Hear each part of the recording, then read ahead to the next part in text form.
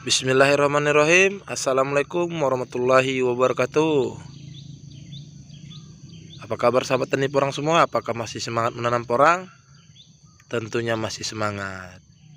Oke sahabat tani porang semua, ini kita di titik tanam porang kita yang hasil tanam dari bibit katak mini, isi 500-an ke atas, 500 sampai 1000. Yang sebelumnya juga kita sudah pernah review kawan, ini masa penanaman dan pertumbuhannya setelah 2 minggu kita tanam. Nah ini tunas kedua, sudah mekar tunas kedua, jadi seperti ini, sudah mulai menunjukkan pengabdiannya untuk tuannya. Seperti itu.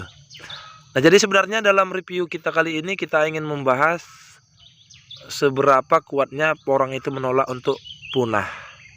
Oke. Bismillahirrahmanirrahim. Assalamualaikum warahmatullahi wabarakatuh. Apa kabar sahabat tani porang semua? Apakah masih semangat menanam porang? Tentunya masih semangat.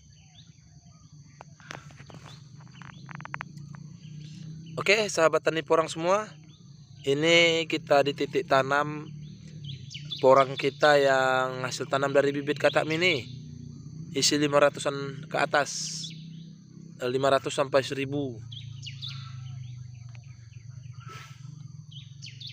Yang sebelumnya juga kita sudah pernah review kawan, ini masa penanaman dan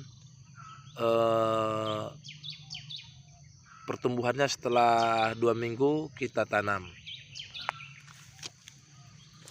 Nah ini tunas kedua, sudah mekar tunas kedua, jadi seperti ini, sudah mulai menunjukkan pengabdiannya untuk tuannya.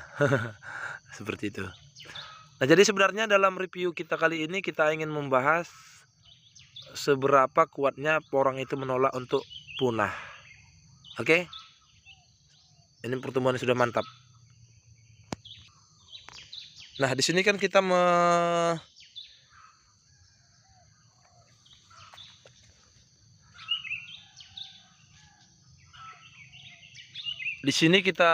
menggunakan mulsa untuk pola tanam pakai mulsa. Nah jadi kita menemukan ada beberapa yang seperti ini kawan. Ini umbi yang tertinggal. Umbi yang tertinggal ini kan dulu pernah sudah kita tanami. Jadi kita bongkar, kita bentuk bedengan, kita pasang mulsa. Ternyata ada yang tertinggal. Alhamdulillah tetap bisa hidup kawan. Nah seperti ini. Ini penampakannya. Kemarin ini jebol sendiri ya.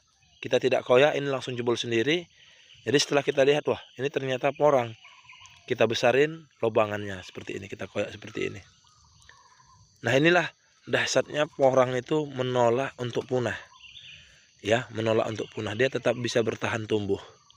Dalam artian dia tetap menunjukkan bahwasanya dia bisa tumbuh kembali meskipun dilapis dengan mulsa. Nah jadi dengan seperti ini kawan, jadi buat kita ini juga ilmu baru buat saya terus terang ya, karena baru musim ini kita pakai mulsa di lahan yang sudah pernah ditanami porang sebelumnya, seperti itu ya. Jadi baru musim ini. Jadi di sini kita melihat ternyata kita tidak usah khawatir ketika ada umbi porang yang tertinggal di lahan bekas garapan musim lalu. Ya, contohnya seperti ini. Nanti ini ketika dorman kita bongkar, kita tanam lagi. Jangan khawatir, meskipun pakai mulsa jangan khawatir ada umbi yang tertinggal bakal sia-sia, tidak, karena bakal tumbuh kawan. Lihat seperti ini, bakal kelihatan nanti dia ditusuknya bakal membesar. Kalau dari umbi ya bakal menyorong ke atas, dijebolnya bahkan ini mulsa bisa tembus seperti itu. Tapi kalau bibit katak kecil dia hanya bisa seperti ini. Ini pasti ada porangnya nih. Kalau lihat, nah benar, ini ada porang. Nah tapi terlalu kecil ya, terlalu kecil jadi tidak tahan ketara ya. Ketika ada pergerakan, kita kan perhatikan nih waktu penyangan gulma, ada pergerakan yang menyorong itu pasti ada kehidupan, entah itu rumput entah itu porang. Jadi biasanya sih tetap porang, kalau rumput dia tidak mampu untuk menolak. Nah di sana juga ada kawan, itu baru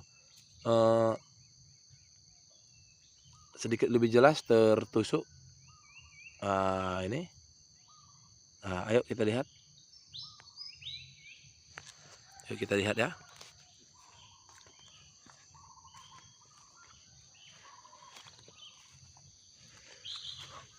Nah ini ya, seperti ini kasusnya. Ini bahkan belum kita bantu, dia sendiri yang menolak untuk naik. Nah seperti ini kita kasih kerenggangan. Kenapa? Karena apabila nanti panas matahari ini takutnya ini bisa memasak apabila tersentuh. Seperti itu. Jadi ini bibit kecil ya, paling isi 30 isi 50-an ini 1 kilo dalam per kilo, ternyata bisa mampu menolak mulsa, tetap bisa mampu menolak mulsa. Jadi kita jangan khawatir untuk bibit yang tertinggal atau umbi yang tertinggal itu sia-sia, tidak ada yang sia-sia ya. Jadi intinya tidak ada yang sia-sia, dia akan tetap tumbuh. Ini banyak kawan kita temukan seperti ini, cukup banyak ya, cukup banyak sekali. Di sini kita juga bisa lihat.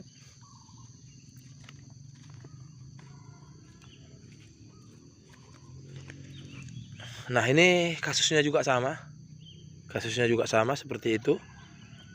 Jadi tidak ada yang sia-sia ya. Kita tidak khawatir lagi apabila ada tertinggal, tapi dengan catatan mulsa jangan kita pakai mulsa yang milimeternya terlalu tebal. Seperti itu. Kalau milimeternya terlalu tebal ini dia tidak mampu menyorong, tidak mampu menembus mulsa tersebut. Nah ini juga sama ya, ini juga kasusnya sama. Kita bisa lihat ini lubangnya ngepas. Nah ini bahkan sudah mekar ya, jadi ini sama kasusnya, tetap tumbuh kawan. Saya perhatikan dimanapun posisinya, insya Allah tetap bisa tumbuh. Jadi ini sangat menarik ya, fenomena ini sangat menarik. Kalau untuk saya pribadi terus terang ini baru saya mengalami ya, untuk kawan-kawan yang lain mungkin sudah duluan mengalami. Jadi pengalaman itu datangnya kadang tidak sama ya. Ada yang lebih awal mengalami, ada yang di akhir-akhir, bahkan ada yang tidak mengalami sama sekali. Jadi pentingnya untuk kita berbagi informasi di konten, di channel ataupun di FB, di grup WA. Ini tentunya sangat bermanfaat untuk kita, untuk saling berbagi informasi untuk seputar dunia pertanian, khususnya untuk pertanian porang. Oke kawan-kawanku, jadi sekian dulu informasi dari kita di Porang Asahat. Buat kawan-kawanku semua, jangan lupa untuk like, komen, dan subscribe. Semangat, salam hormat, assalamualaikum warahmatullahi wabarakatuh.